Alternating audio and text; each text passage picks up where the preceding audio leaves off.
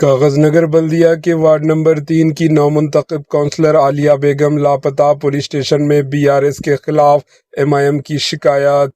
تلنگانہ کے کاغذ نگر بلدیہ کے وارڈ نمبر 3 سے کامیاب ہونے والی مجلس امیدوار عالیہ بیگم کے گزشتہ 3 دنوں سے لاپتہ ہونے پر مجلس اتحاد المسلمین AIMIM نے پولیس میں شکایت درج کروا دی۔ کاغذ نگر مجلس MIM کے صدر نے پولیس اسٹیشن میں تحریری شکایت درج کروائی ہے۔ مجلسی قائدین نے اس معاملے میں BRS کے بعض قائدین پر شبہ ظاہر کرتے ہوئے فوری تحقیقات کا مطالبہ کیا۔